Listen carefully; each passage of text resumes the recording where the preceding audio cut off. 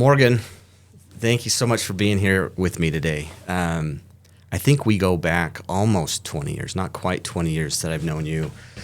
And this was when I was a private banker for your dad. So I just managed high net worth clients and their banking relationships. And you were doing all of the real estate for your dad and all the stuff that he was doing.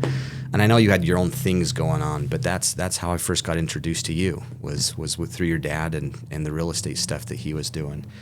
And I know we've talked a little bit already, but I was so impressed by the Facebook post that you had about your dad and the mentorship that he was to you. And this was the post on your Facebook of George Clayson's The Richest Man in Babylon and some notes. This book that I don't know if you just recently found it again or...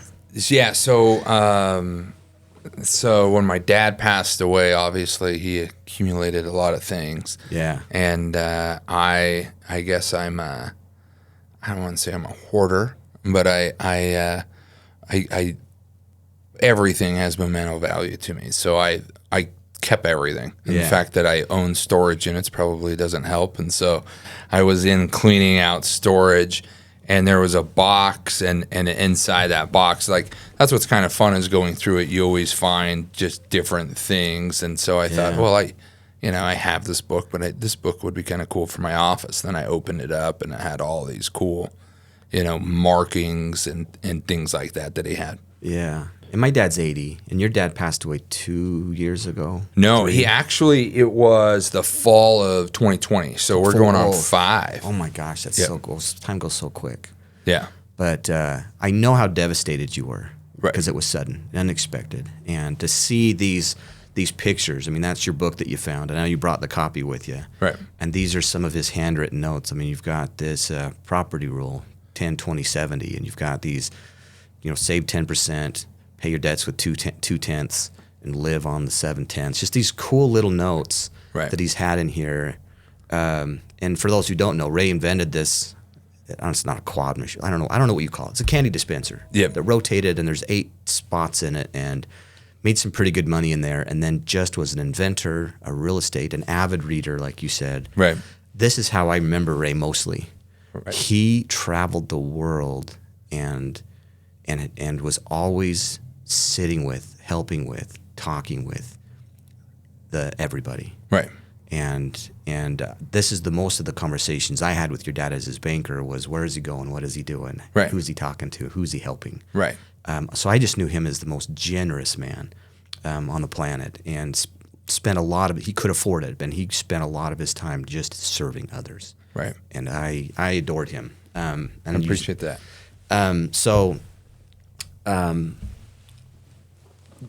Give a little bit about you, who you are, your history, a little, just kind of an introduction to who Morgan is. Okay. So I've been in real estate for about 20 years. So when we met, I was, I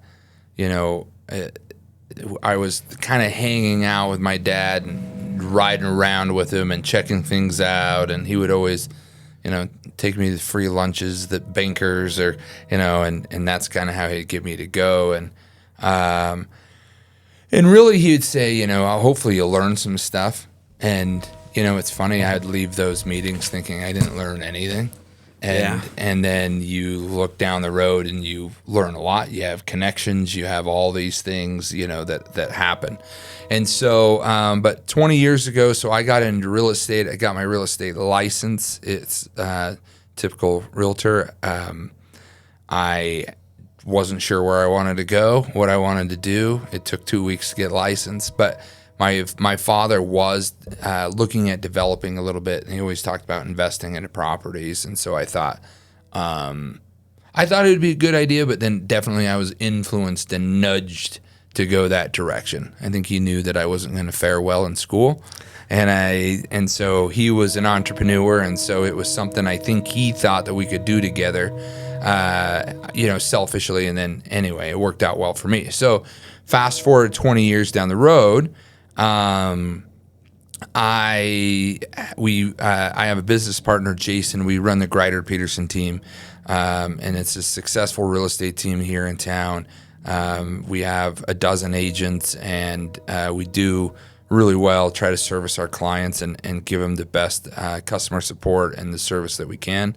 But then I also am an investor myself, and those are some of the things that I've learned from him that we'll probably talk about today.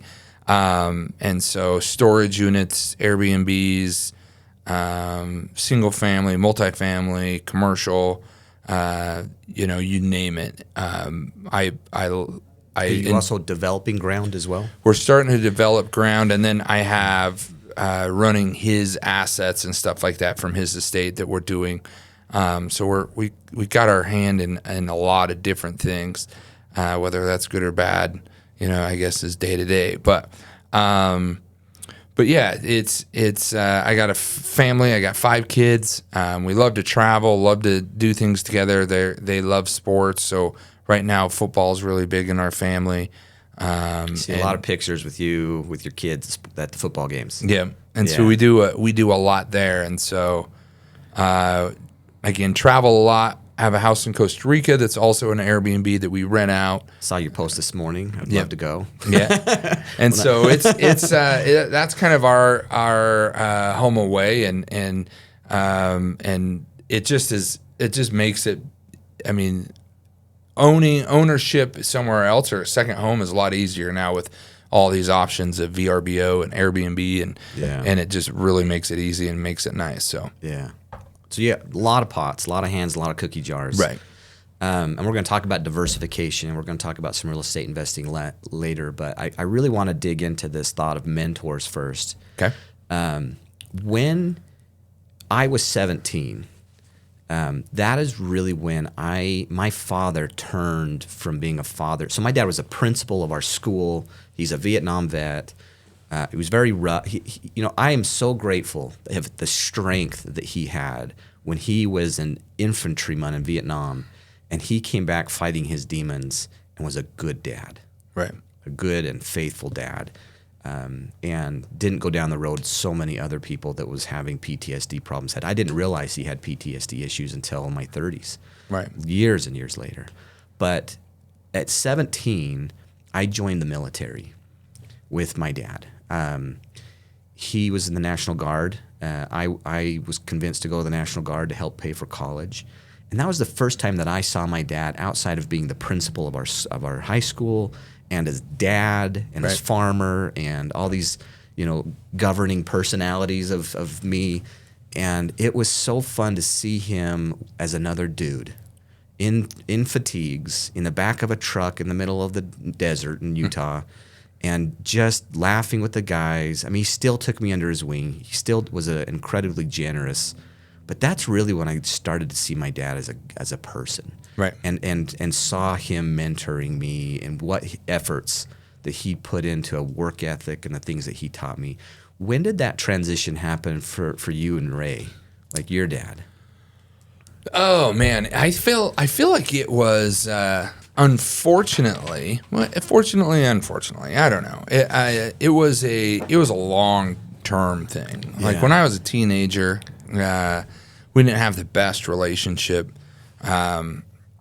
and I was a lot, growing up and still growing up. I realized I was a lot like him, and so we kind of, I really grinded his gears, and I also didn't realize how patient he was until he was gone. And I look back and I'm like, and I have a 16-year-old myself, and I have a 10-year-old myself, and I'm like, man, he had a lot more grace than what I gave him credit for at that time. Yeah. But going through things, he was. He wasn't a hard parent, but he was a hard business partner, and he was a hard, business was what he was really good at, and he was a master at his craft. So he was really hard in those. Like if you were going to work with Dad, he held you to a standard, and all of those things. Like now, I just realize how much I actually really did learn from the meetings or these different, things. And anyway, but I would say I was probably in my 30s. A lot of things happened and I wanted to take real estate seriously. So then I just went into it as hard as I possibly could, right? So I started generating more business, and I started working long hours, and then my business started to flourish a little bit, started bringing on agents and partners and things like that. And it was kind of like my rite to passage. I think that's when he was like, oh, wow, I don't have to worry as much, about him and things like that. And so I would say probably 30s that we really started to gel, that kind of saw eye to eye, a little bit more level on each other's playing fields, and was able to connect a lot deeper. Sounds like that connection really started when you started to take more accountability for where your life was going. 100%. And similarly with me, my dad because you always see stuff better in a rearview mirror. Right. My dad was up at 6:30 in the morning every day. Never knew him to sleep in. That's different now. He sleeps in like a teenager. But he's 80, so he gets away with it. Right. He was always a workaholic. Like, it was really hard to get him to take some time off to go. I remember begging him, like, let's just go camping this weekend. Let's go do this. Let's do that. Can't. We got to get up in the morning. We got to move pipe. We got to get the cows done. And we gotta, because we had a hobby farm, and we always had to move pipe. We always had to take care of the cows. And the chickens and the turkeys and everything else that we had in the garden and weeding. I mean, it was just nonstop work. And, I interviewed my dad a couple weeks ago. It's not up on the podcast yet. But, the thing that he learned from his dad that he still tears up about was a work ethic. Right. Was just grinding it out, going to work, doing the things. And I picked that up from my dad. That's something that he passed on to me. Whatever life throws at you, whatever change might be out there, whether it was something you expected or it was forced upon you, like the ability to go to work and just grind it out and do the things that you need to do has always been something that has worked.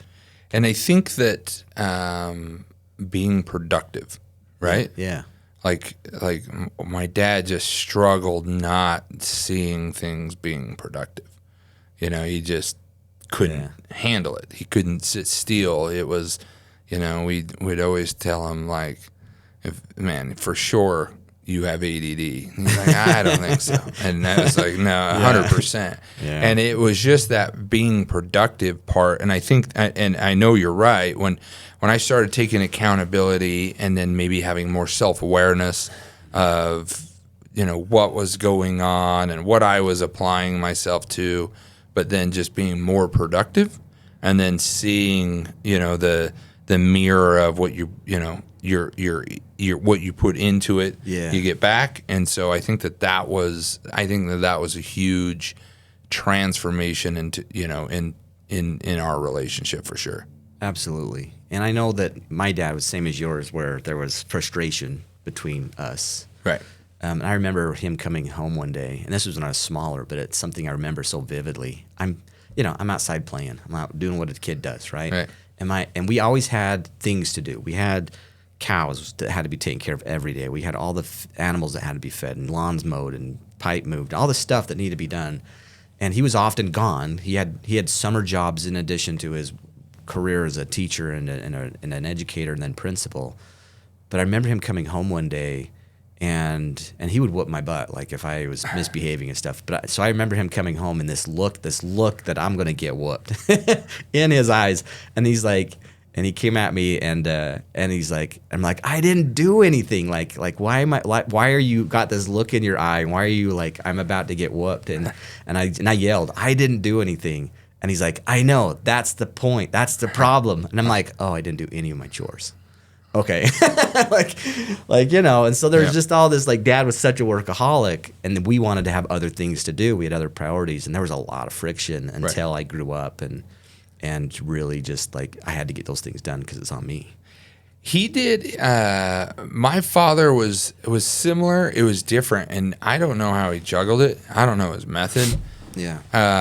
But he worked a lot when he was young. When he was young, he had, like, they came from really. I don't know just not a lot of money. He didn't come from very much money at all. Yeah. So I hate to say poor because I probably have uncles and family that's like, well, we weren't poor, but there was 9 boys, and he was like the third to the youngest, I think, and he just like, I was actually with a guy just a couple of days ago out to lunch, and he brought up my dad, and he's like, one of the things that he used to tell me is I used to want my own underwear. I wanted to work so I didn't have hand-me-down underwear. I didn't have to share. That's rough.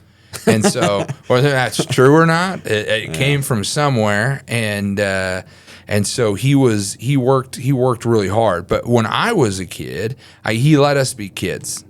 And I don't know if he wanted us to have the life he wished he had. I don't know if he just figured that he would rather focus on things that he could control and not, mess. I don't know what that was. But it was for sure. It was just an interesting. It was just an interesting thing. Yeah, and no family's ever perfect. Right. But I always say that every generation should be getting better. For sure. And so you look at some of the shortcomings that you had growing up, and maybe your shortcomings of your father, and you're like, there's things that I wanted to make sure my kids had more time with me and more time, extracurricular activities and camping and fishing and doing some of those things. And my dad did those things, right. but I wanted to make sure. I felt like as a kid that I wanted more of that, so I really tried to focus on more of that with my own children. Right. But when you look at mentorship, and obviously dads are the biggest influence in our lives, there's also people that are mentors at work and in your industry. And so how different is it for you to have advice that came from your dad and advice and mentorship that comes from coaches and people in your industry? So it is pretty funny. So Russ, so I didn't realize like self-improving or anything like that. If there was one thing that my dad didn't really help on, it was like that, like how to improve yourself, how to like just what we're kind of addicted to now is that self-development, right? Yeah. And so he never really talked about that thing. He did it, and I don't think he realized what he was doing when he was doing it. Yeah. But he was all about self-development. He just never taught it. He did teach me like the more books you read, the more money you'll make, and things like that. And when I was in high school, I hated hearing that, right? And so, and he came from somebody, he was a guy that dropped out of school. He was just working a lot. He didn't have like, I wouldn't say a great education, he didn't have a high school diploma, so no college or anything that way. But anyway, so I'm going through life and I'm struggling and I'm kind of getting my butt kicked. And then I'm like 30 and I have some things happen and I feel like I've always had some sort of self-awareness. I always thought it was like just a conscience that I knew kind of what I needed to be doing. And then that's when I hired my first coach and I was grinding through it. And so real estate, what was nice about that is I didn't have to reinvent the wheel. Yeah. I didn't feel like it was the first time I ever felt that. Like, oh, okay, so if I just do these steps, then I'll be successful, right? Yeah. It was first time ever, and it's kind of embarrassing, but I was 30. And so my dad was always good, but it was like, sometimes for me it was hard to see dad, and it was hard to see mentor, and it was hard to see business partner, because together it's dad when you're 15, 16 that's always like trying to, dad you. Yeah. And so anyway, that was interesting. So I believe still to this day, I have a couple of coaches and I have all these things. But when he found out that I was paying $1,800 a month for a real estate coach, oh, $1,800. It was yeah. It was a rough conversation. So I had to explain to him, well, this is where I was. I hired a coach, walked me through these steps. These are the things I've learned. This is what it's done, and I see, he didn't even halfway buy into it. It was kind of like, well, he's like, here's a book. Yeah, Read you're save you some money. You're getting, obviously you're doing something right, so whatever. Yeah. But it was like the last 2 years before he passed away that he was like, I got an idea. I was like, what's your idea? He's like, I'll coach you for free.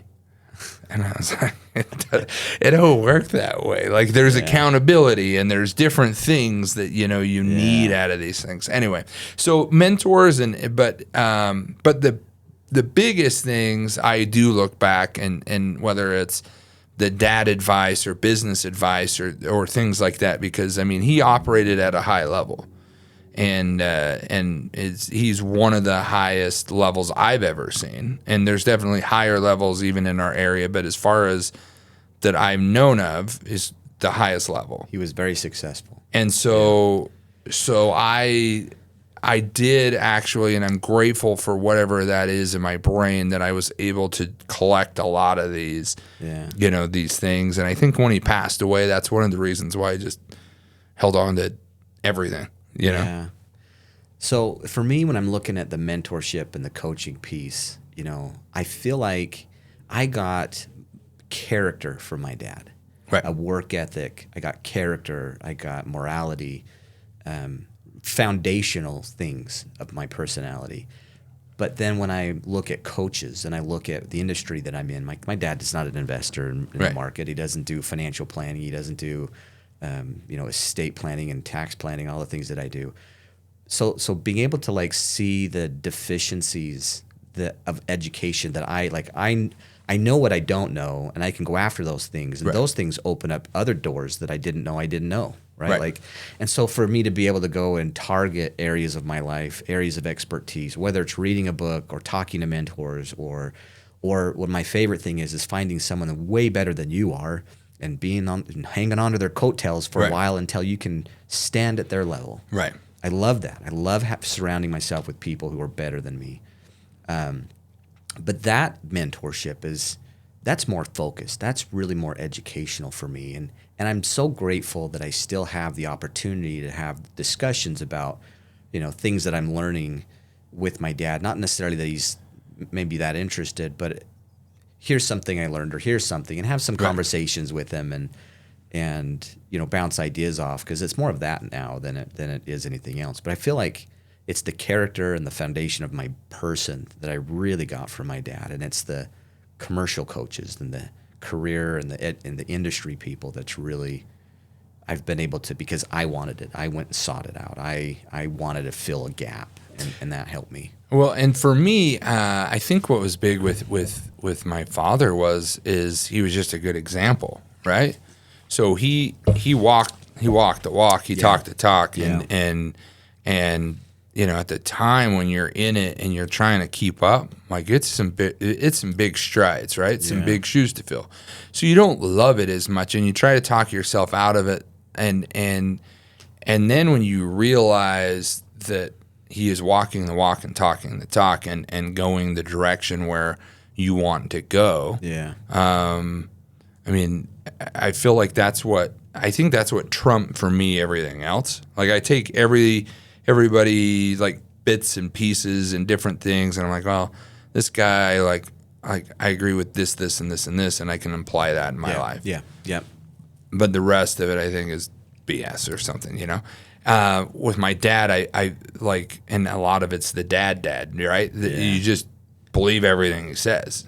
And so if he just said this guy really isn't blue, it's green, I would probably still believe that, it's green. And so, but just an example, and I've learned from that to teach somebody the best is you, and if you want to be a leader, you have to be an example. You have to do those things. And I haven't always been very great at that, and sometimes it's hard, and I have unique ways of doing things, but you can't expect somebody to do it unless you're doing it. Exactly. And he did it, and he was very how do you say, like, he was just simple, like he's just basic, like but he was just consistent, and he was precise, and just like these notes in the book, like that's not anything that he made up or any formulas, but he just stuck to the plan. Yeah. And I'm glad you said consistency, because I have a question here I wrote down. It's like, when you think of consistency and not brilliance, do you find that that's the key to success? So consistency over brilliance. Which one's more important? I think consistency with, in my opinion, imagination and creativity over brilliance. I've seen a lot of people that they're too smart for their own good, and they have analysis paralysis, where they'll just sit and they'll think about it and they'll wonder. And there's a lot of people, most people a lot smarter than me, that are doing a lot less. And I think it's just, I have an imagination that excites me, and my dad did as well. I mean, he started making his money or generational wealth from vending machines that we saw. And so he sold and manufactured vending machines, and he created those in his brain. And then he wrote down the idea, and then he went to a machinist, and then they put together this idea. And then a lot of people don't know this, and I know way too much about candy machines, but you put a coin in what's called a coin mechanism, mm-hmm. and then you turn that coin, right? But in the back part of that, there's a lot of different parts to that make a coin mechanism great and not great. And so there's ways that you can rip these things off, right? Yeah. Anyway, my dad invented all of those things in his brain. Yeah. Which is then more brilliance, but to me, it's just being creative. Yeah. And he was very consistent every single day. Yeah. Like, it was like he just... consistently working, but then on top of that, it's the imagination. And being creative. I like that a lot. Yeah. So as we transition talking about real estate and wealth generation, I feel that the idea of building wealth is a choice. How do you feel like building wealth is a choice for you or for other people? Like, do you agree with that, or you disagree with it? No, I think it's very much so. There's so many business adventures that my dad had. Like, it was crazy. He was like the Huck Finn of business, like just random things. And so one of the things we got in a part of a multi-level marketing, and it was about finances. And so he loved it because it was about finances. And so we got into it, and then we actually ended up starting our own. But it was because of finances, and he wanted everybody to know that, because it's a choice. Yeah. It doesn't just happen. No. Everybody thinks that, well, not everyone. A lot of people think it just happens. A lot of people think that you're successful, Russ, because of something. Like, there was a silver spoon you were born with, and so you had a head up in life, and it just came easy. Or just a lucky opportunity. Yeah. Yeah. And so, but that we both know that that's just not true. Yeah. And every successful person has made these consistent choices. But to build, to invest or to build that, I feel like is a choice, and it's a hard one. Yeah. And I've learned, I wish I would have learned it I knew it a long time ago, I just didn't learn it, right? That to build wealth, it's how much are you willing to sacrifice now for what you want later? You stole the words right out of my mouth. And so that's like, what it takes. It takes sacrifice. It takes willingness to give up a part of your life now and to put it away, and to sacrifice that. Yeah. And then the planning. And then you have to be patient. You have to be able to start the sacrifice first and wait for that opportunity, because you might have the most brilliant thing that falls in your lap, but if you can't capture that because there's no capital, right, or you didn't plan, or you didn't save, you didn't sacrifice, that doesn't mean anything to you, and you're not even going to see it because you didn't have the opportunity to act on it. And so that's what I have a lot of friends, I have family that go through that same trap or that same loop that you see, and it just sucks. Yeah. I tell young people if they get off a mission or if they just get married, and I've kind of came to realize like what I've done, and what I would have done better. So this is like my perfected model. Yeah. So if somebody's listening, they're like, you didn't do that. It's my perfected model. And what I would say is when you're 20, you need to have fun, but you also need to work, and time is all you have. Yeah. So you need to just find something and work and work and work and work and minimalize your life. Yes, because absolutely. you will have Minimize. you'll have a lot more fun. You'll still be able to go on 1 or 2 or 3 vacations a year, and you just smart plan those, right? Yeah. And so but in your 20s, minimalize, buy a house. Maybe it's just a 3-bedroom, 1-bath house, just something that's very affordable. And maybe you have to do some work on it, maybe, whatever. That's something I actually did. And then as you're progressing and doing better, you keep that house, you keep stockpiling things away. And then when you're 30, maybe you can upgrade just a little bit. If Yeah. you want to get a little bit nicer of a home, get a nicer home, use that older one as a rental, have in mind of what your goals and dreams are to build those. And then for your cars, maybe upgrade, but still try to have no car payment. Still try not to have anything, right? Yeah. And it's hard because now we're talking about being 30, Yeah. and you think half of your life is already gone, which isn't true. Yeah. But if you do that and then just invest the next 10 years, when you're 40, you'll have plentiful almost everything. Yes. That then if you want to get even a little bit nicer of a vehicle and a little bit nicer of a home, and you still are investing in doing that, by the time you're 50, you will not have anything to worry about. Exactly. Yeah. And those are the times that you don't want anything to worry about. And there's a lot of things that I've learned, and there's a lot of things I would have done different. But that's when I told people, if you, like young kids, like if you want to be happy, this is happy. Stay simple. Make a lot of money, work really hard, enjoy time with your family and your wife, and do fun things, but stash away money. Yeah. My dad always said a quote that he got from his uncle in southern Utah. We used to own a lot of property and a lot of businesses, my family, distant family in southern Utah. My dad had an uncle that was quite wealthy, and he drove a piece of crap truck, and but he was extremely wealthy, and he would tell my dad, and this is his favorite quote, is that rich men have poor men ways and poor men have rich men ways, which meant poor people drive nice cars. Right. They drive nice cars. They have the nice house. They have a lifestyle that looks nice on the outside, but they're poor. Right. And the rich men often are driving the older vehicles, the older homes. They have poor men ways. And that allows them to be more efficient with their money. It allows them to invest into whether it's the market or real estate or whatever, but allows them to put money away for opportunities and build wealth. So do you remember what my dad drove? Everything was yellow. So he had a bright yellow Hummer. Yeah, and then he had the A Prowler. Prowler. And yeah. but this bright yellow Hummer, he drove that for 20 years. Did he drive that for 20? At least.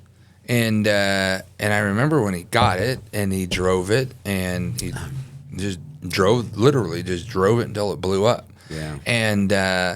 And what was interesting is my dad there was nothing, like none of that stuff mattered. Clothes didn't matter.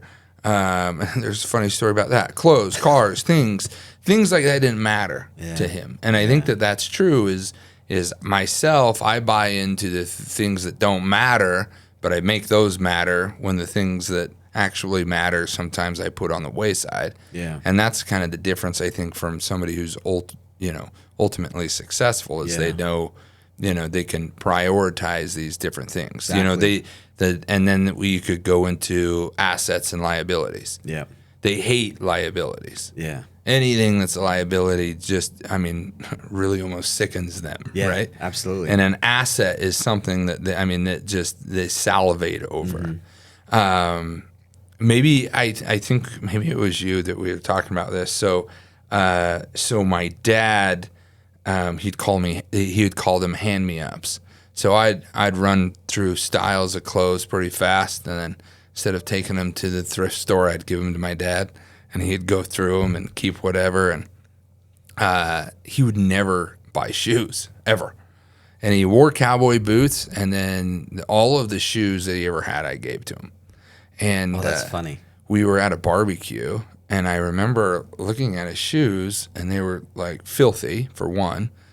And I was like, "Dad, do you need some new shoes?" Like, and he's like, "Why?" He's like, "You got some you want to give me?" And he's like, "These looking pretty bad." And I kid you not, he was wearing one Nike. It was a Jordan shoe that was white, but it was like brown because of the dirt from walking through fields and property. Yeah. And the other shoe was a Reebok. Oh, that's hilarious. That was white. Completely different shoe. Same dirt, same color, same everything. And I said, "Dad, you're wearing two different shoes." And he looked down and he was like, "Oh my gosh, that's embarrassing." And he didn't care. He just laughed. Yeah. And anyway, I think that there's a lot, like I do think that you can simplify and be a lot happier in that way. But going back to it, it's a choice. Right. It is an absolute choice of, and it's funny because, when I met your dad, I was a private banker. I just managed high net worth clients. Right. And he was one of the few that really saved money and put money away and invested and didn't spend everything. I mean, I had a doctor that would, every first of the month there was a $200,000 deposit in his checking account, and that's what he lived on for the month, and that's a lot of money. Right.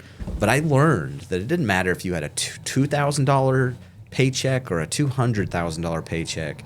You spent every penny that was in your checking account.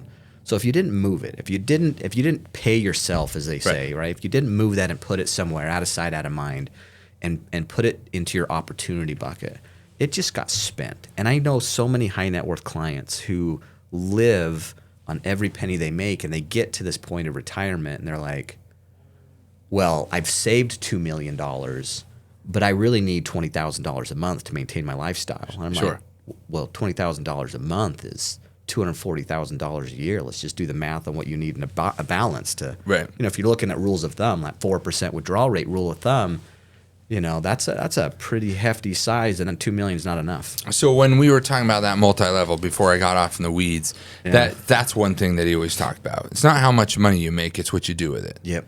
And he would tell my siblings, like, "I don't care if you make $75,000 a year. I don't care if you make $2 million a year. Yeah. It's what you do with it that I care about." Exactly. And he was very supportive. Like, everybody in my family, like, if you asked my dad, he'd think that everybody was successful. Yeah. But he was more paid attention of what they did with their money than how much money they had or what title they had at their work. Exactly. So generating wealth, obviously we have two different lifestyles or careers. I spend all my time managing market-based accounts and doing financial planning for clients, and you're very focused in real estate.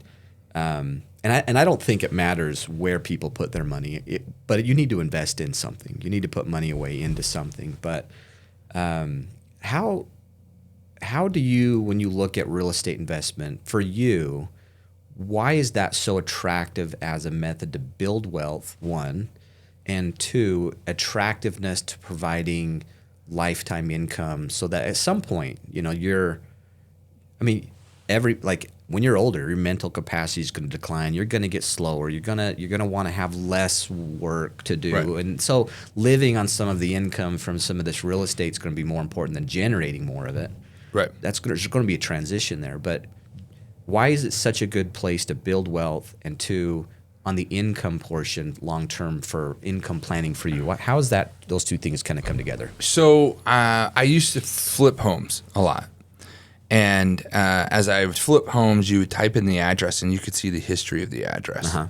And so you would see that it was like originally sold for maybe $50,000 or then $75,000, and you could see that. And so I bought, and there's another part of that actually involves my dad, but I bought like 4 of them thinking I was into 40 to 50 grand 4 houses, and this was over a 4-year period. Yeah. And I thought, if I hold on to these, one day they're going to be worth 75 to 100 grand, and I'll be able to pay off my house by selling them. So appreciation play.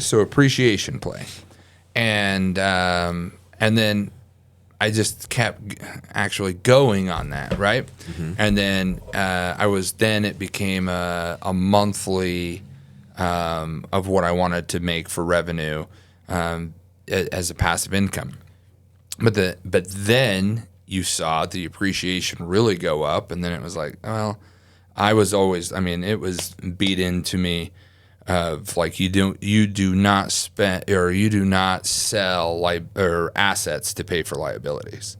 And really your house, the core of it, depending on the size and everything that way, is an asset if you own it. And then if you overextend yourself and you get too big of a house, then that becomes, your liability portion of it.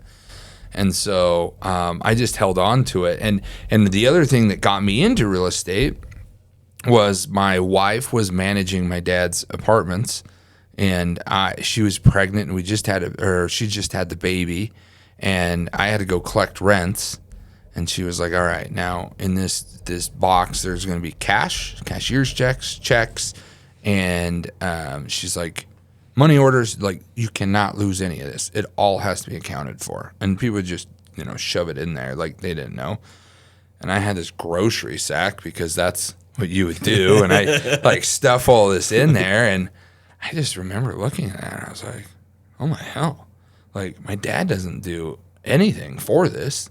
And my wife, goes and allocates it out and then sends him the statement each month. Yeah. And so I called him before I even got home, and I was like, "Hey, how does all this work? Like how like there's a lot of dollars in here, and you're obviously not doing any of it. How does this work?" And so he sat down with me and we talked about that. So then that started building this. And so I think, like what you said, anything that you can find that interests you, that you can find some sort of knowledge and learn about, and that you can get good at, I think that that's important because, like, I don't know a lot about stocks and bonds and mutual funds. Like, I just don't. What attracts me to real estate is it's tangible. Mm-hmm. It's local. I can drive by it. I can see if the lawn's been mowed. It has an address, and it's something that I just always feel like I having somewhat control of. Yeah. And so that's why I chose real estate, and then I think that that's also what kind of has pulled me into the real estate industry to become a real estate agent for so long is because of that. Like it's just one of those. You can feel it, touch it, hold it, visit it. Like if you could bury gold and you knew where that was, or even like we're in this beautiful building. I mean, whatever that was in gold, if it was just sitting out front, like you just know where that asset is. Yeah. It's pretty easy to find out the value of it. And I just love the appreciation of it too. And then all of the tax, things that come along with that too. Yep. So there are a lot of rules of thumb out there when it comes to like how to evaluate real estate, how to make sure it's something that's profitable to get into. I mean, I wrote a bunch of them down. There's that 1% rule. Mm-hmm. There's a 50% rule. There's a cash-on-cash return, which I've always liked. Mm-hmm. The cap rates. Being a banker, we always evaluated debt service. Can the rents pay for the mortgage on it? There's rents and vacancy ratios that you build into some of this stuff.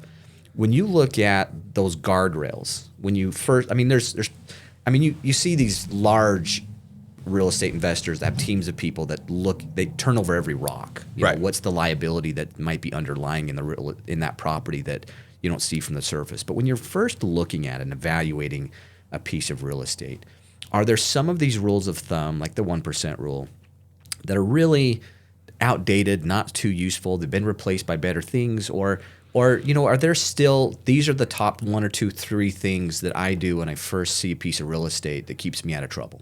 So the 1% rule, I've bought a lot from 1% rule. So what it is if I see it And I know so those who don't know the 1% rule, if there was a fourplex for 500,000, it needs to be bringing in $5,000 a month. Yeah. Right. So if I saw that, I instantly know that that's something that I need to look into. And I need to be, like that's something I need to make that sure ratio I don't works. want. I want to take a look at under the rocks and see if there's anything Yep. bad. But right now that's a good opportunity. And still. so then the same with the cap rate. So that also, when I see something that's like a high cap rate, I'm like, I need to look into this. I need to see what it is.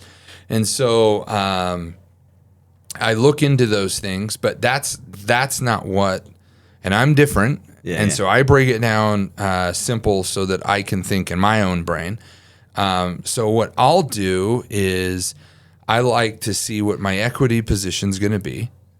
So if I was to buy a fourplex and it was, say, $250,000, or let's try to make it more realistic, so $600,000, I try to see if there's any way that there's any equity in it. Like, is it because you make the money on your buy, right? Yep.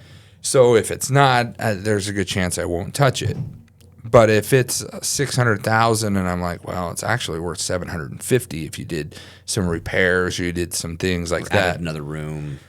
Correct. And then you could up the rents to it, right? Yeah. But what I most importantly want is to know when I get my money back. So if I go and I buy something and there's this fourplex and it's 500,000 and it's, I got to put 20% down, let's say. How long is it going to take me to get my 100 grand back? Yeah.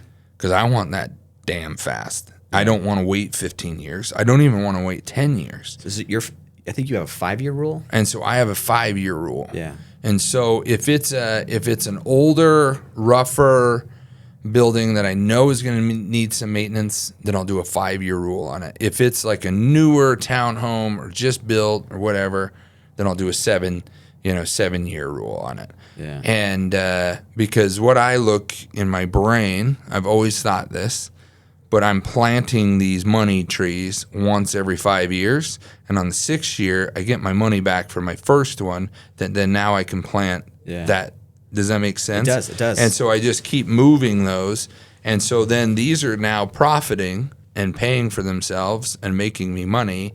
And now I'm just moving it down the road. So a 7-year payback is about a 10% rate of return on the cash on cash. Like I put 100 grand down, I'm getting a 10% rate of return. Means in 7 years I got my money back, 7.2.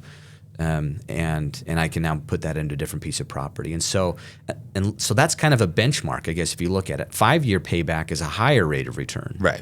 And so kind of a minimum of 10% rate of return or higher on the properties that I purchase so that I can get my money back and I can reinvest it. And so what I've also learned is on the 5% is for the 5 years, I typically can get more equity in those. They're a little older. Maybe they need work. Maybe there was a rehab. Maybe it was whatever.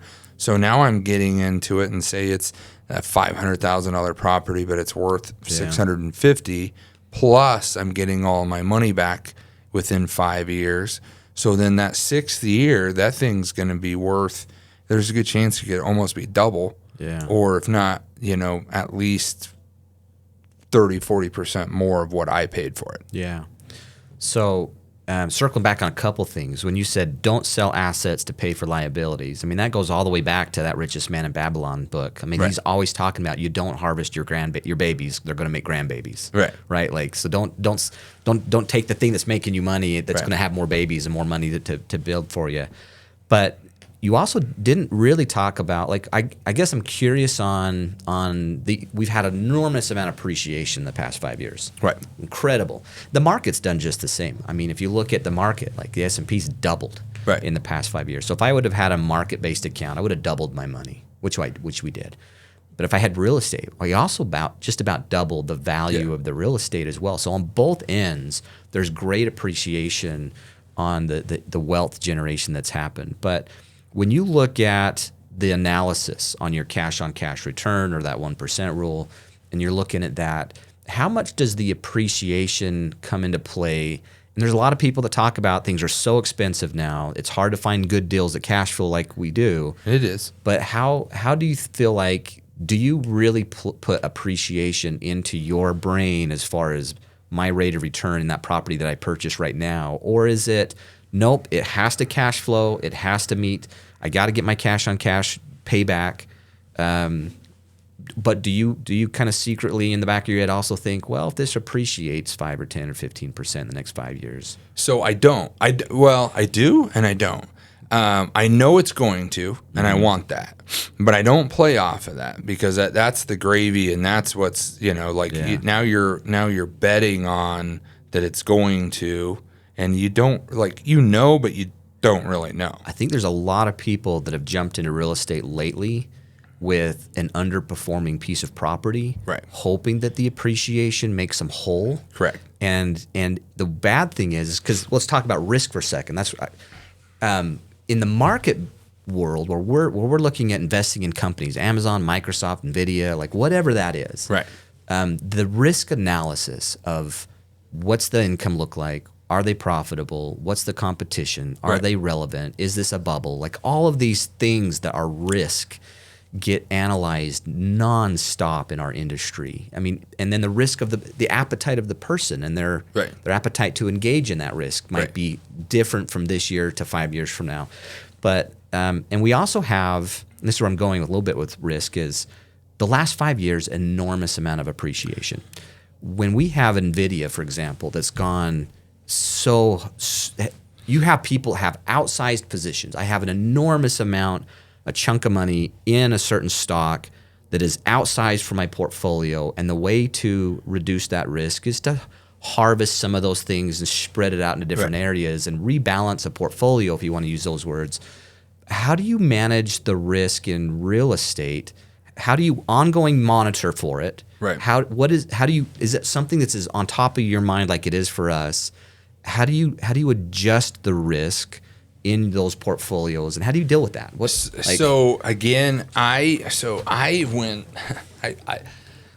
My education is mostly school of hard knocks, right? I went to high school and that was it, and then my dad. Yeah. So mine is really simple, and with real estate, you just have to have rules, and there's different rules that I have. Yeah. And so 2 parts of your story is, one, yes, I stick to those rules.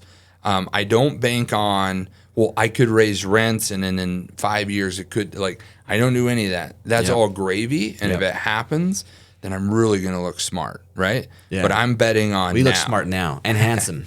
And thank you. So I bet on my equity now, and I bet on my cash flow. Yes. So just the way that it is, I'm going to have equity and I'm going to have my money back in 5 years. Yeah. Bam. I'll do that. I don't care if that property's here, or there. I'll do that. Now, I have a couple of pieces of property that I've bent my rules on, and I feel the heat, coming off of those. And they don't cash flow. I'm not getting my money back as fast as I did. But there's it's accent property, so I have 2 properties and this one's by that property, or there's just these different things, and there's a lot of play that comes into that with the risk, because if you are financing it, your commercial loans are variable, and there's different things. So I have had one interest rate locked in at 4%, and 5 years comes up, and then all of a sudden we're not at 4% anymore. Right. That doesn't pencil. No. Right. And so there's some different things that happen there. But if you come up with your risk of this is what's going to work for me, not every deal is going to work in those, and you got to be okay and not just do it to do the deal, but do it because it fits in that box.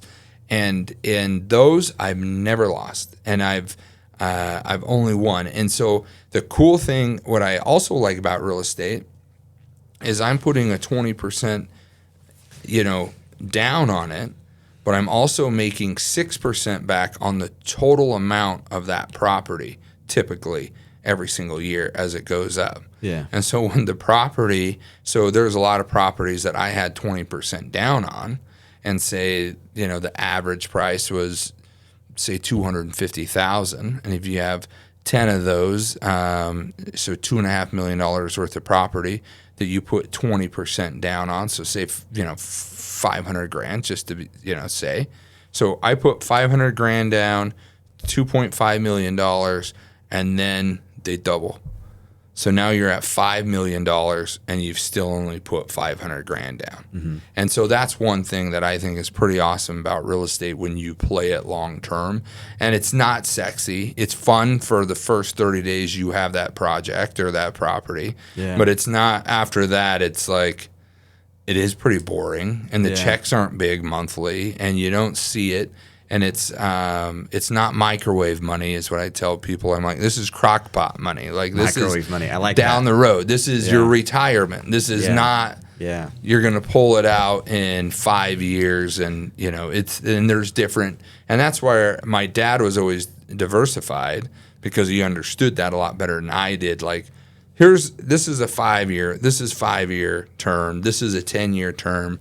This is. Put it in, and this is maybe generational wealth term that we don't do. Yeah, I like what you said there. Crockpot money, and it's not sexy. It's boring. Yeah. There's a lot of overlap within people and their retirement accounts or accounts that they're just building over time. Right. Is some people think investing in the stock market should be exciting, and it's not. If you're doing it correctly, it's very diversified. You have a plan and a strategy. Right. But, if I can double somebody's money every 10 years, that's fantastic. And we should be doing that. But it is boring. It's crockpot money. It is, there are some quick wins and some big hitters out there that you can find. But it is mostly boring. So we're talking about wealth, right? Yeah. And that's the problem. Yeah. Is I can go get a sweet truck, right? Those new GMCs, awesome. Yeah. And those are a lot more appealing and just that instant gratification than having this dumpy rental over on, the east side or the west side. It doesn't really matter. Yeah. And you're only making very little. Yeah. And so that's where, like, when we're talking about that discipline, it's like you just got to kick that way down the road. Yeah. Or when it grows a little bit and you're like, hey, we've done this much. And they're like, well, maybe I'll just skim a little bit off the top. Yeah. And really it's not off the top. You're just going right in the middle and it's weakening one way or the other. Yeah. And so I think that's also why so many of our friends or family or people we know don't get that far, because it's such a hard discipline. Yeah, they don't generate the wealth. And that is the same thing with your industry too, though. I mean, you can say, well, I've made there is a portion I want to live life and I want to spend some money and I want to go on that vacation. And the nice thing is we have so much wonderful software now that allows us to track our income, our expenses, the growth of our assets, the growth of our net worth. Right.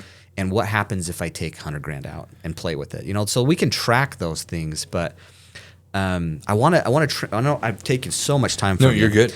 But I want to transition just a little bit into something that I see all the time, and this is retirees. So you got someone that, let's say they're 55 to 60, 65, or even 70, and they feel like they're missing out. And they're like, I need to get into some real estate. I need to go buy some properties. And the initial trouble that I have is you take someone and says, I'm going to pull $100,000 out of an account and I'm going to go put it into real estate. Now, I love real estate. I think it's a good thing. I think it's a diversifier of their wealth, and it's a good thing. But when you're that old and you have a mortgage on the property, because they're typically not paying for cash, it's really not something that's going to generate income for them in their retirement. It takes 20 years to get that to a point where it has excess income I can spend. So it's that crock pot thing, right? It's like putting food in the crock pot and wanting to eat in an hour and a half. Yeah. Like, it takes time to work. And I struggle with that too. And there's people that are like, well, how can I do what you're doing? And I'm like, I'm not saying it can't be done, but it's going to take a lot of something, but then there's going to be a lot more risk when you start running out of time, because I think that's the biggest thing is when what both of us do is just that compound interest in that time. Yeah. And so there's going to be a lot more risk to try to make up that time. Where do you find the biggest mistakes that people, when they're looking to get into real estate, run into?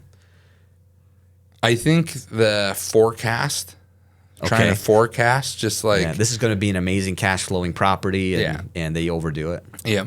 And so you and I forecast similar. You can say, in my experience, this is what this has done the last 5 years.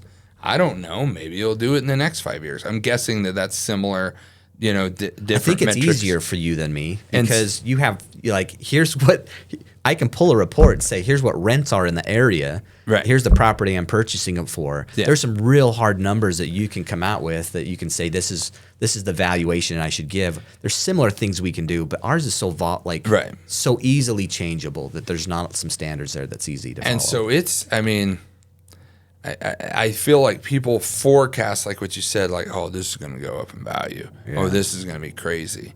And I mean, it I guess it does what it does, but it doesn't people will try to buy ground by certain places. I mean, how long have we been waiting for Costco to go up and then some of those things, it seems fast. And then the farmer that owned the property for 3 generations, all of a sudden that becomes worth something. Yeah, exactly. And so that's where it's like, real estate really is a long-term thing. Yeah. And one thing with real estate that there's like a couple of things, things my dad taught me is when we're talking about just jumping back one step is liabilities and things like that. And when we're talking about discipline, I remember asking my dad, like, how come you don't buy a plane? Like, why aren't you buying a plane? And he's like, I can buy a plane. Because I'm like, you can buy a plane. He's like, yeah, I can. And the reason why I can is because I don't buy stuff like that. You're like, why don't you buy a plane? Oh wait, let's back up to shoes again. Let's get back down to let's buy some shoes. So, but then the other thing is people buy ground. Yes. Yeah. And my dad used to always tell me, you can't eat dirt. Yeah, it's always speculative. Unless you're going to buy that ground and you're going to move on it within a year or two. And he bought a lot of ground, and he hated it. Yeah. And my sister and I, who run the estate, will do really well on it. But he hated it because he bought it thinking he was going to do something and then never did, and whether it was energy or the market or whatever it was.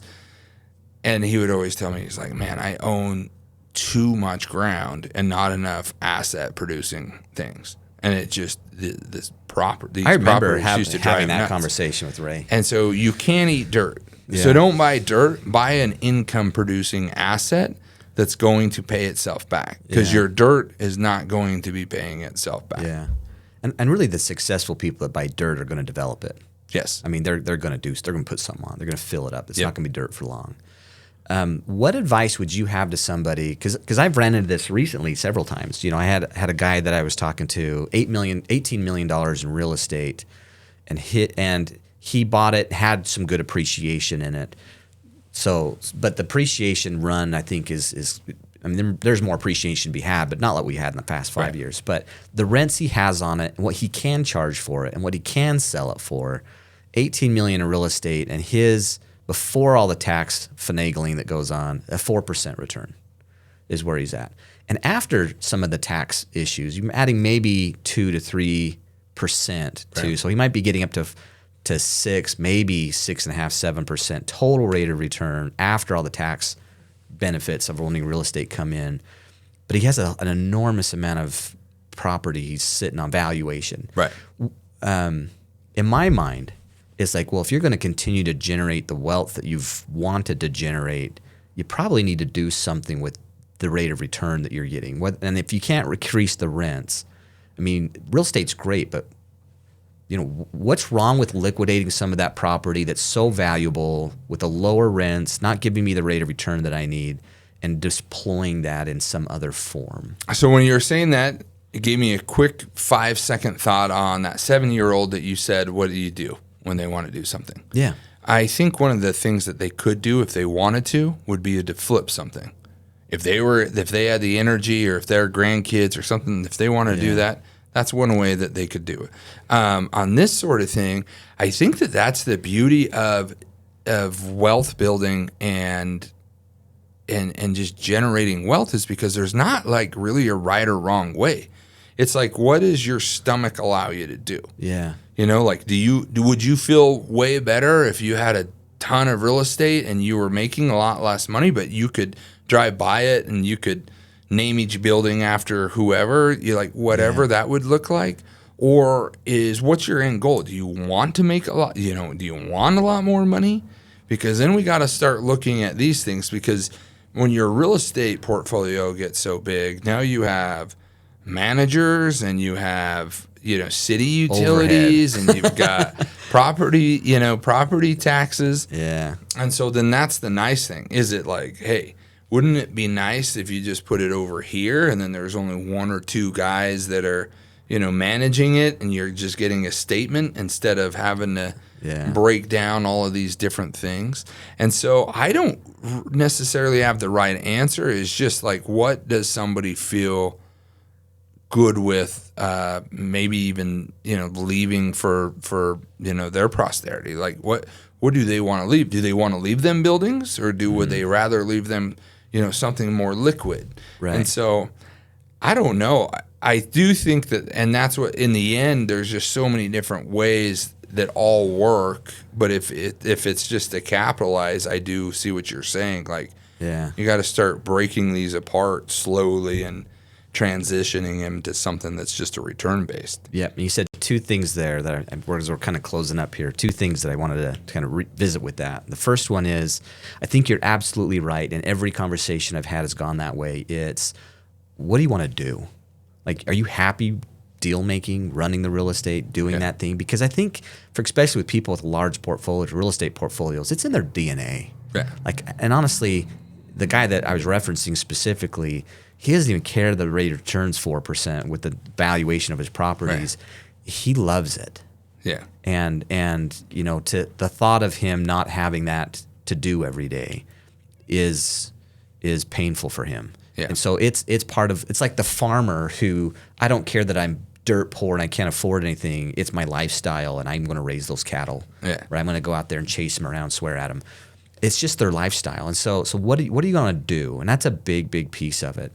And then the second one was generational transfer. Now, you have had you're halfway. Your mom's still here, but you're still dealing with a trust and real estate and property from a guy that was his whole life, and now you have siblings and a mom that's not anything that they want to do with. Right. And so when you start looking at the generational transfer of wealth, it's much easier to transfer cash or accounts 100%. Than it is real estate. In fact, I was talking to an estate attorney about this subject as well, and the fighting and the things that we've seen with real estate being handed down to family members who, luckily there's someone in your family that's taking the mantle. Right. But when you think about generational transfer, you could have property held in multiple states. In your case, in another country, and there's community property laws versus common law. There's all of these things that go along with step up and basis and taxes.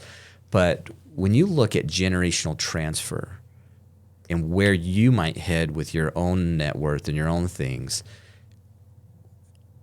how would you do things a little bit differently than Ray might have done them to position your family to continue on with the generational wealth? Is it, yes, I'm going to keep the real estate portfolio? Should people that are in their older ages who are, I got this $18 million piece of property, and this guy, none of his kids, again, wanted anything to do with it. Should you really start looking at that at some point in your 60s, 70s, or 80s about, maybe I should, just for the sake of the family, start liquidating this stuff and putting it into something that's easier to split up and transfer? Or am I going to stick with my family with this real estate they got to manage? So I worry about that stuff and think about it all the time. Yeah. Especially this house in Costa Rica. Like, I deal with it. My wife doesn't deal with it. My kids obviously don't know anything about it, you know. And so I'm like, if something was to happen to me, who's going to slide in there and be able to pick up some of these big pieces? Yeah. And I think about that, and I also think about, like, what's the easiest way. But then there's different ways you got to look at that is, who are we passing it on to? And so what I've learned is, and what we talked about before, is if you don't make the money or if you don't make that wealth, you don't know what's gone into it. You don't know what it's like to wake up at 3 o'clock and your brain is just going, right? You don't know all of those things. And so it's harder for you, it just is, to manage that. And unless it goes and they're like, all right, here's Russ, trust Russ. Russ is now yours. Russ worked for Dad. Now you work with Russ, and now you do the same thing Dad did with Russ. Yeah. Right? Yeah. So I think that sometimes is harder instead of like, oh, well, now I have this, and now I'm going to buy this or that or a cabin or new truck, like whatever it may be. Yeah. And then all of a sudden that just starts shrinking. Where in real estate I've seen is a lot harder to do that. And when you pass down, like say a fourplex down, it's like, okay, well, here's this, and it's making X amount of dollars, and this is what it's worth, and now it's yours, and it makes X amount of dollars, and this is what it's worth. But it's kind of like a piggy bank, like not like the old ones, like the one that's the pig, that there's no opening and one slot, and the only way that you get in is you break that pig, right? Yeah. That's what, to me, a fourplex is like. Yeah. The only way you get your money out of that is you refinance it or you sell it. Yep. And so I think you got to decide, is that person running like maybe a profitable construction company that they could take that money and then they could really expand and grow? Or is that person, going to have a cat farm where, they blow it? And so I think you got to decide that way too. Yeah. Going back to education and a muscle memory and muscles, building muscles, right? Like there's generational knowledge that you've been able to acquire from Ray, right, that no one else did because they weren't a part of Ray's daily work. Right. There's additional education that you continue to receive for decades, right, to make you a good manager and developer and owner of real estate. That's a lot of education. I don't care if someone didn't even graduate high school or go to college or whatever their educational path was.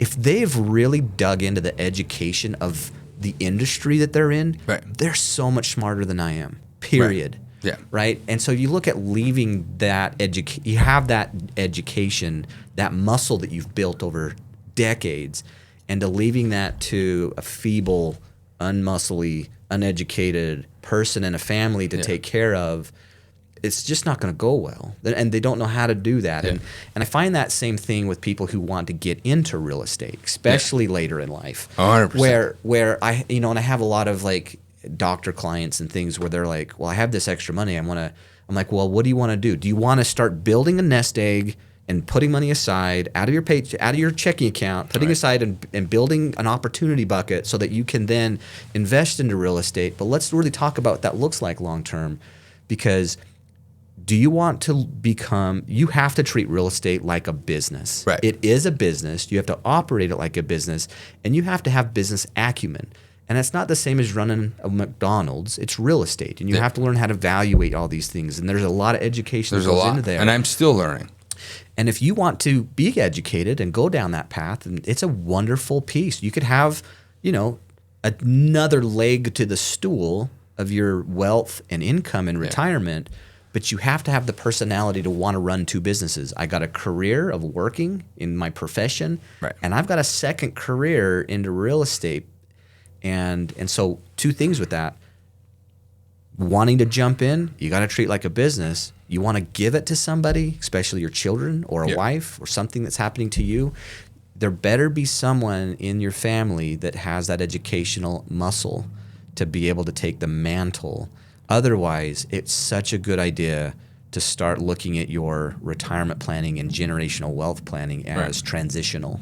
And so I agree with that. So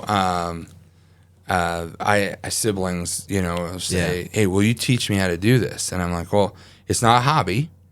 Yeah. It's your everyday. It's a knowledge, and it has to be something you want to do and become obsessed with. Yeah. Otherwise, you just need to read a book about it and then just have that knowledge that you want. Does that make sense? Yep. And so it's like I mean, there's a lot of how-tos, Yeah. and so how to have a first rental, how to, there's podcasts and things that you can listen. But you're 100% right. So somebody just wanting to dip a toe into it, it's tricky. Yeah. I mean, it's a huge thing that I've been learning for 3 decades. And they're missing the two things that you said was most important. It is the perseverance and work ethic. Right. And it's the creativity. Right. And if you don't know how this stuff fits together, correct, you're never going to have the creativity to really be able to put those Lego pieces together. Right. And if you're not going to have the work ethic, the determination to go and do it every day, all day long, or put the time in, right, neither one of those things are present. So back, also to answer that question that you had before is, so my oldest is 16, my youngest is 7. Yeah. And so, obviously none of them, some of them have promising ideas, and, they'll ask me a question every once in a while. I think, man, you could be my favorite, As of now, no one really understands it, right? But one thing that helped me a lot was my dad. I liked hanging out with him, and we drove by his properties and we looked at different things, and he would explain to me the what's what. And I realized a lot of it was he was just thinking out loud. Yeah. And he needed to just tell somebody something. Yeah. Because all this stuff is in his brain for so long. So he'd say, well, what do you think if I did this and I could move all this landscaping and get another building in here? What do you think about? And I was like, I don't care. I don't know. 12. Let's go to the football game. you promised me food, And but I think that was huge. And so I was telling my wife, so my 16-year-old, he's gonna go get a job, but then we're also gonna make him work for us and go around and do maintenance on these properties. And I'm gonna show him these properties. And so when weeds need to be pulled, he's going to go pull weeds. When trash is left outside of a building, he's going to go grab that trash. And I feel like he's got to understand it and get ownership. And he may not be interested. Yeah. He may not want to, and that's fine. Neither one of my kids wanted to go down the path of finance. They're all like, I want to go in the medical world. So neither one of them have any interest in my career. And so when you do that, I think then you understand. You're like, man, we might just need to liquidate all of this and then just stagger it out for so many years and pray for the best. Yeah. And that's a hard transition. And I think, I was talking to a friend of mine the other day, and I said, well, how is transitioning into retirement for you? I mean, because a lot of people stick who they are with what they do. And he says, thank goodness I didn't. I mean, I loved what I did. I enjoyed that. It was a part of me, but it never defined who I was. Right. And I think people have to be careful their career doesn't define them so that they can at some point transition. Right. So I have maybe just a last question for you. I think we'll wrap this up. If your dad was sitting here right now, what do you think that he would be the most proud of in the way that you've carried forward lessons that he tried to leave with you? And you can think about this for a minute, but what do you think if he was here right now that he would think that you think that he'd be the most proud of? I think for one that I care, that I do care so much about his legacy and I mean, he's gone for 5 years, and I care as if he's with me every day of what he would think. And I often tell myself, like, he doesn't care anymore. Like, he really is like, but I think about that a lot, and I do care. I think he'd be proud of that. And I also think it's just with the markets and the things and just the things that happen. I think he'd be proud of the way that I just kept the vision and kept going on it. That I tried to make everything work and be as fair as possible. And I tried to make sure that, my mom was taken care of, and, there's a lot of hiccups, and I think you'd be proud of that. Just those meetings with bankers and those meetings with attorneys and things like that I was able to go into, that, I wasn't just playing, on my phone that like things were registering actually. And I think that would make him feel good that like, oh, wow, like you were able to take these little things, to go through. And I think that would make like just the knowledge he's gave me and that I have, I can honestly say, Russ, that I wouldn't be able to do what I'm doing without the knowledge that he gave me. Yeah. And so when he passed away, that was something that I thought was no matter what he's ever left me, the most valuable thing he left me was with knowledge, because I can go recreate everything he's done. I may not want to. Yeah. But I could go do it on my own, and I often do it, with our real estate and different things. And I'm not perfect, but I use all of these different things that he's gave me to make them work. Does that make sense? Sure does. Yeah. And so that was like for me, and I still believe that is just the knowledge that he left me was it was just the most valuable thing. Yeah. And so I think that's what would make him probably is the most proud, is he's like, wow, that the knowledge that you have, or that you take your own creativity and your own identity, but then you use the same things on these, and so that's. I think he would be proud of you, and I hope my dad too is, in that we just never stopped working, trying, fighting, growing, doing. Right. And that we on top of that remained good fathers to our own family and took care of our families. And I think those two big things is what I hope just to leave onto my children too, is that every generation hopefully gets a little bit better, a little bit kinder, and continues to pass on the generational wealth, not in money, but in ideas and in work ethic and morals. And just being that example, being that example to their kids. Yeah. And that's something that I've thought a lot about the last 5 years is when that piece goes away, you kind of realize how much of a man you mount up to. And it makes me think like my kids are going to be who they are, not by accident, but they're going to follow a lot of what it is that I do. Exactly. And if I can be a better example to them, whether it's business and or physically or mentally or spiritually or whatever it is. Yeah. Like it's like I realized how much bigger my job is the last 5 years than what I guess we really sometimes think that it is. Yeah. Yeah. Well, I am so grateful that you came and spent over an hour with me. And I'm grateful for your original post on Facebook, because that got me thinking about mentors and my own father and the career paths that we choose, and it just kind of sparked all of this. And I know it's a big deal to take time out of your busy day and spend it with me on a podcast that maybe 5 people will see, but I appreciated the heck out of it. So thank you so much for coming. You bet. Thank you so much. All right.